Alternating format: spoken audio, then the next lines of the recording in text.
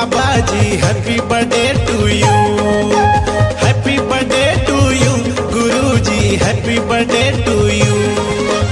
आगे 18 दिसंबर मोर गुरु बाबा के जयंती, झूमत हवा ये अंबर, अजी झूमत हवा ये धरती। झूमो नाचो खुशी मनाओ, झूमो नाचो खुशी मनाओ, मिलके बोलो सब संगी है हैप्पी बर्थडे टू यू, गुरु जी हैप्पी बर्थडे टू यू।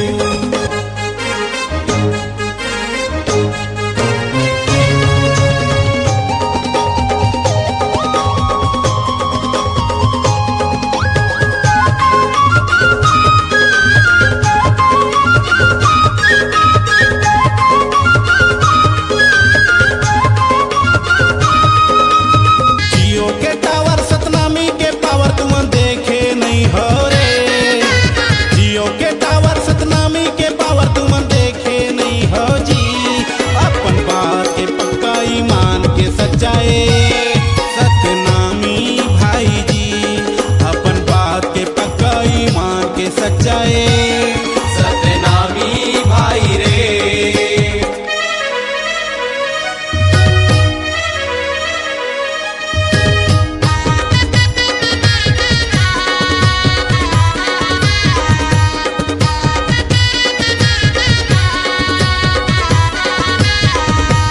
गुरु बलिदानी बालक दास, जगा दिए सतनामी के आस, मान सम्मान के खातिर लड़े, बना दिए बोड़े सारा धाम।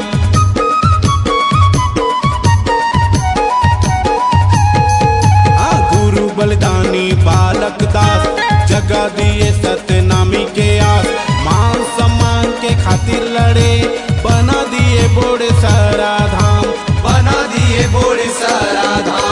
बलिदानी राजा बालक दास के महिमा महान जी, बलिदानी राजा बालक दास के महिमा महान जी। अपन मान के खातिर सम्मान के खातिर बलिदान हो गे जी, अपन मान के खातिर सम्मान के खातिर बलिदान हो गे रे। जियो के टावर सतनामी के पावर तुम देखे नहीं हो जी, जियो के टावर सतनामी के पावर तुम देखे नहीं होगा। अपन बात के पक्का ईमान के सच्चाए, सतनामी भाई जी अपन बात के पक्का ईमान के सच्चाए।